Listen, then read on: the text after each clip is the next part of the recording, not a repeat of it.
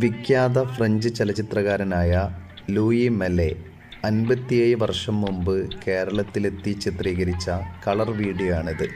1969 ഫ്രാൻസിലെ ടിവിയിൽ ഈ വീഡിയോ പ്രക്ഷേപണം ചെയ്തിരുന്നു.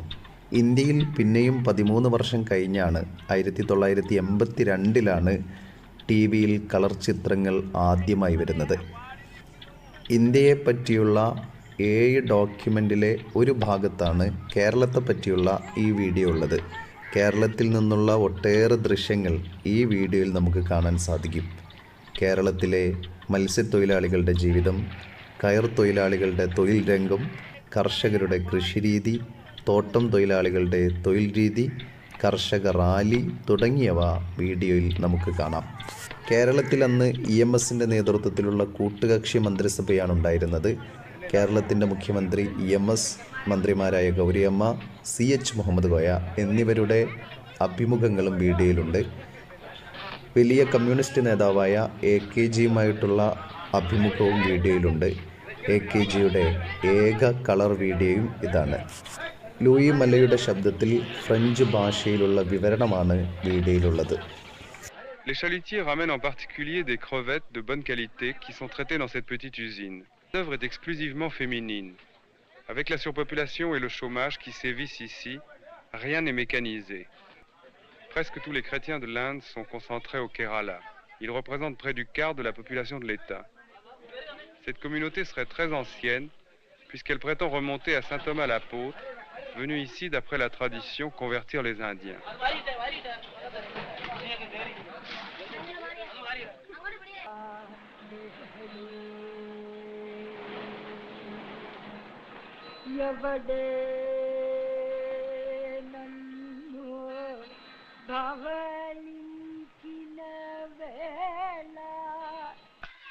Mardi 17 avril, nous retournons dans les lagons. Même l'écorce des noix de coco est utilisée. Les villageois la font tremper dans l'eau pendant 6 mois, puis ils la battent pour en détacher la fibre que les femmes ensuite démêlent et filent sur des rouets primitifs. Ce n'est pas une matière de premier choix, mais on en fait de la ficelle ou des nattes grossières.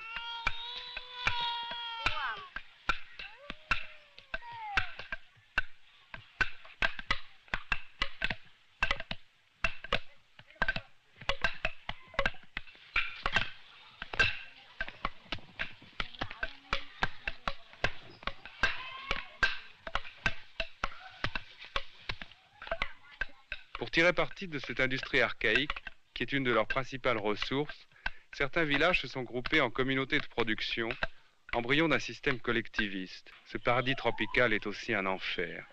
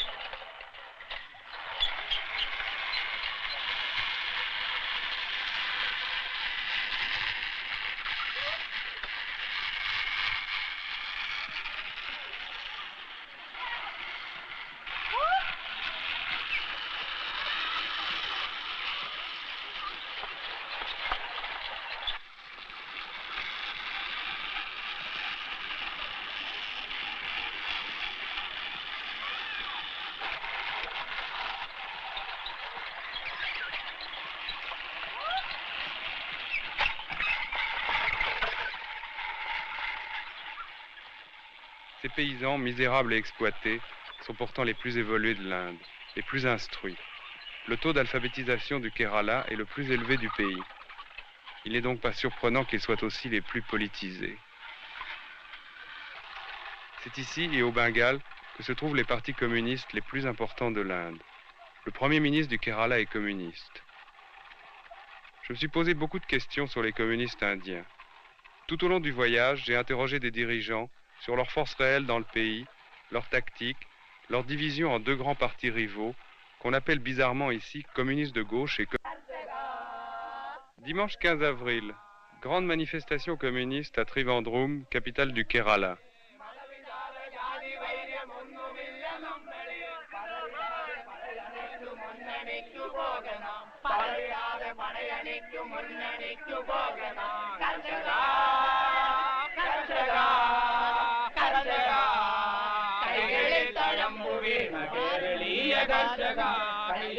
Cent 000 paysans venus en camion se rassemblent sous la pluie et vont défiler dans un ordre impressionnant. La manifestation a deux buts contradictoires. D'une part, soutenir Namboodiripad et son gouvernement. C'est presque un défilé officiel avec l'appui du pouvoir.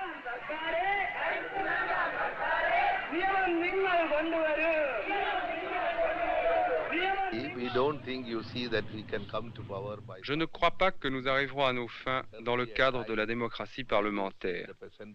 Un jour viendra où les paysans dans les villages devront s'organiser et collaborer avec le prolétariat urbain.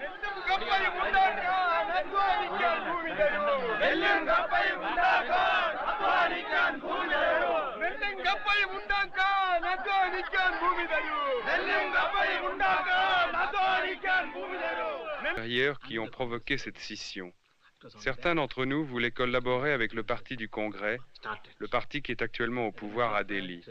Nous avons rompu avec eux. Madame Gauri Thomas, ministre de l'Alimentation du Kerala, est un exemple pittoresque de... Mohamed Koyas illustre le paradoxe de ce gouvernement de coalition.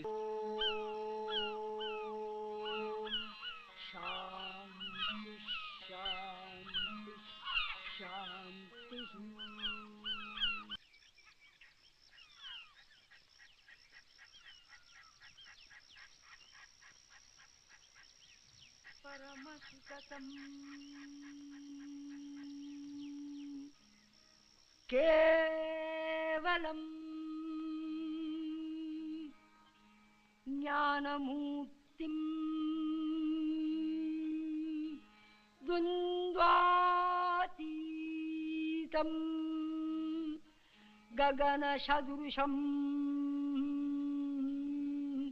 Tattvamasyadirachyam Yekam Vimalamachalam Sarvadhi. Il s'agit d'en faire partie, de s'y intégrer. Qui nous battons avec le temps dans une course absurde au bien-être matériel et qui ne sommes égaux finalement qu'en solitude. Machine à coudre sur une route déserte.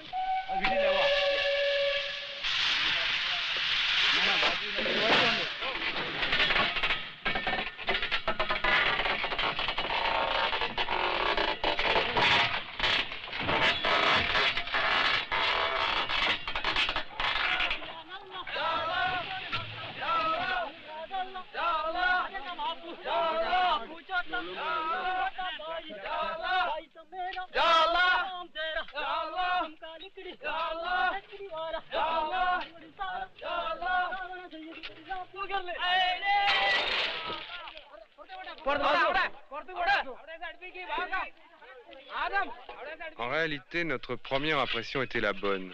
Les chemins de fer indiens sont un vestige du passé colonial, Kipling et l'Angleterre victorienne.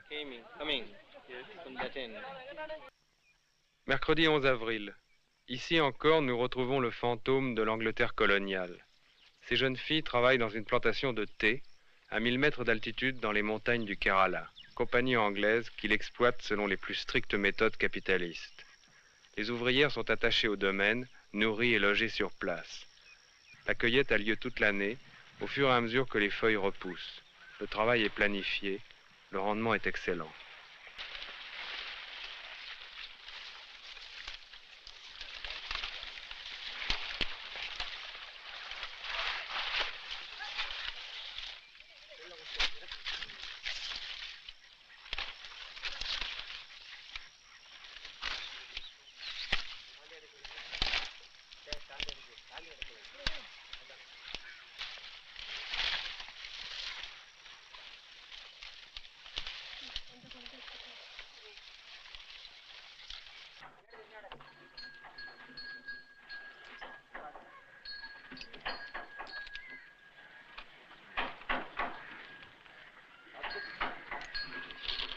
En redescendant vers la côte, nous filmons d'autres éléphants, mais ce sont des esclaves. Ils travaillent dans un dépôt de bois attenant à une scierie. Intelligents et dociles, très puissants, ils coûtent moins cher qu'un bulldozer ou un tracteur.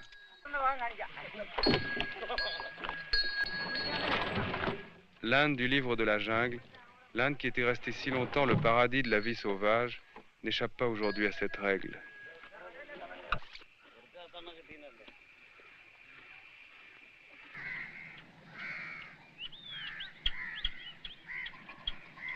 Lundi 16 avril, près de la ville de Cochin, le long de la mer, nous découvrons un admirable paysage de lagons et de canaux.